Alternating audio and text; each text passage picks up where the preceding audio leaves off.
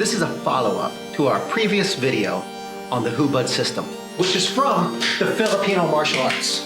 The purpose of this video is to adamantly express that this training method is based on the edge weaponry. Now, while you can play this game empty-handed and still find immense value in it, it's important to remember that this training method, these techniques, and these movements came out of ancient bladed culture.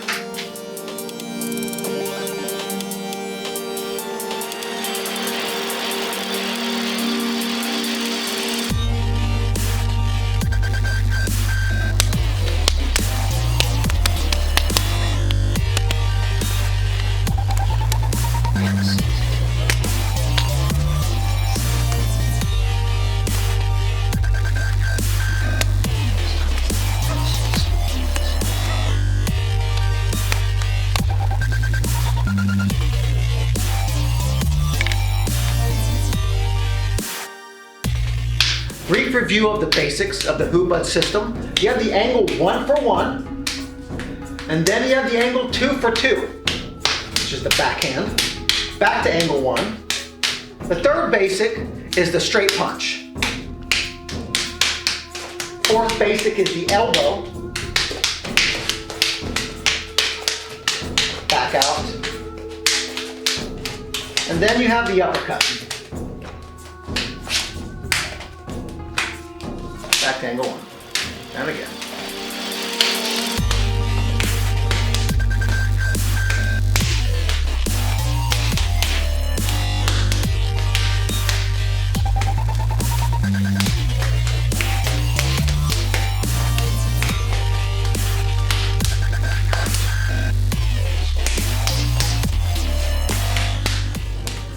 For the purpose of this video, trying to get across that this game is based on the edge weaponry.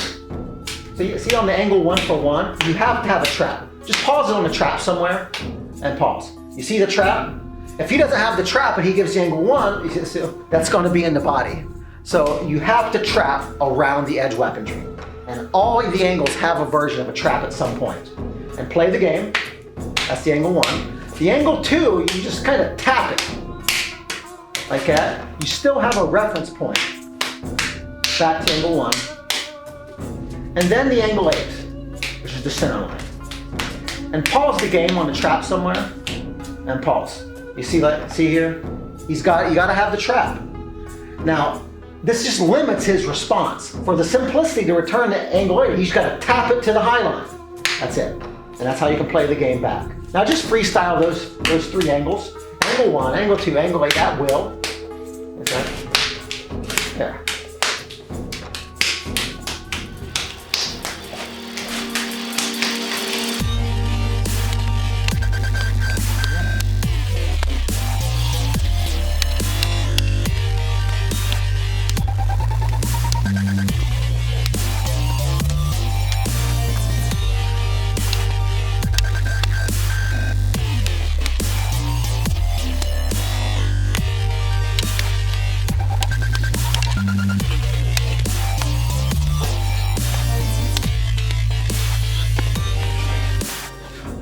We're going to review the trapping with the weaponry. We're going to start with the sword.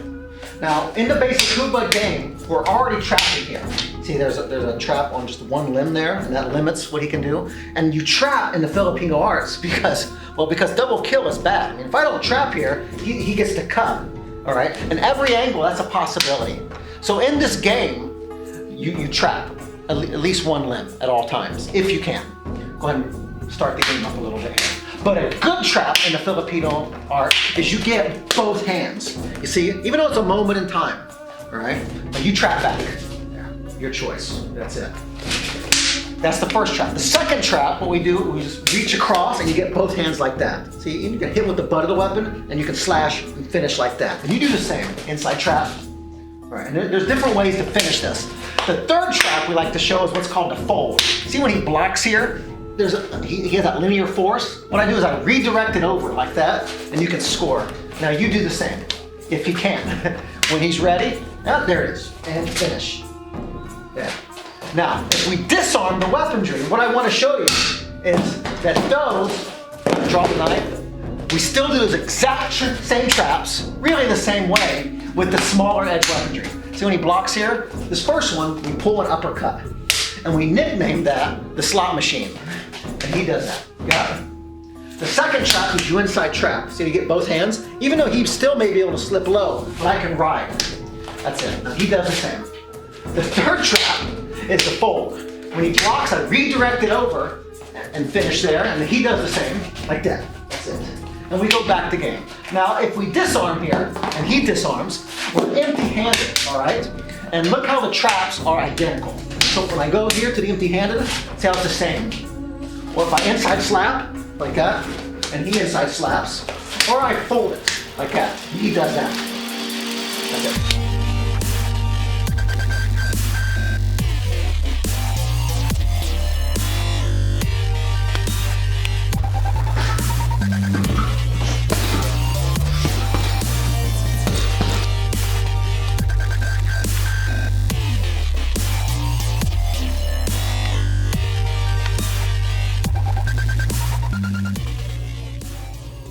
There's another game inside the Hubad system, which we did not put on the previous video.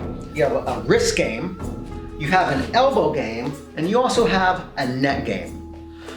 But we left it out because actually the true answer to it, it's based on the knife, and I originally did not want to show it. How we play the wrist game, empty-handed, is he grabs the wrist, and you clear it and then re-grab it like that. And this is how we start the new student. But really, this is based off weapon retention, all right? It might look kind of funny because obviously when he grabs his wrist, you could eye jab, you could elbow, you could single leg, you can go right into the grappling. But from the Filipino martial art perspective, what it actually shows is retention of your weapon. See, if he grabs the wrist, what they do is they clear it and just go right to the finish.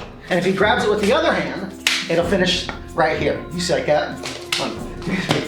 Or he just keeps trying to grab it and you learn to keep that weapon free. Okay. 1, 2, 3.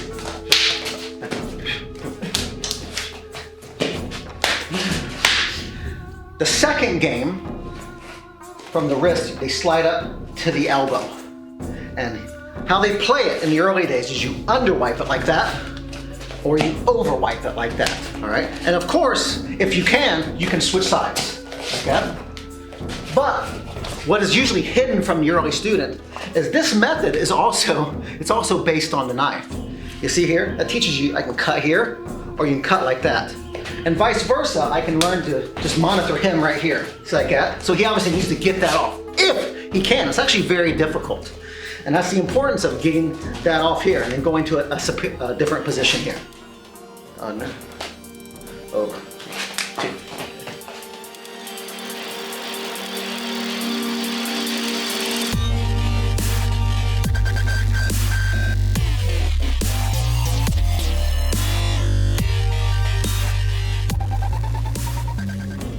Now, the net game in the Filipino martial arts is usually done from what we just call the half clinch. They're not concerned with the full clinch. Really what they're concerned with is the half clinch to deploy the knife. And this is kind of a worst case scenario for him, okay? But how we first introduce it to the students is it looks like this. If I just put a half clinch here, there's a whole curriculum from here that's beyond this video. But just show some of the basics. He clears that off and he learns just to get that half clinch off. And there's many techniques here on how they show it, all right? And of course, even though we're on one side, I can switch sides and you can kind of spin the person around and do different techniques here. And they're trying to check the hand here. Now, and the reason they do that is they want to get you familiar with this necktie position. And this is such a terrible, I guess you could say terrible material. I didn't want to put this on video. But if I show the net game and don't tell you that it's actually from the edge weapon, I feel like I'm doing an extreme disservice, right? So he's got to try to get that necktie off. Now there's many techniques here, all right, but inside position is going to win, all right? Whether I'm finishing here and he's got to learn to live through it, or I'll just slide right into it off the Hubad method and you're going to go back into the game like this, all right?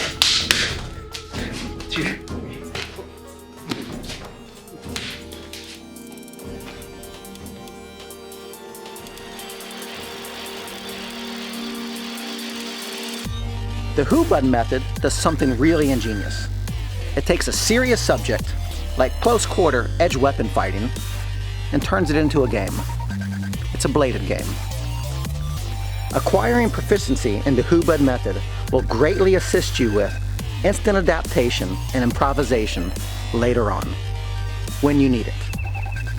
Play the game, but play it seriously.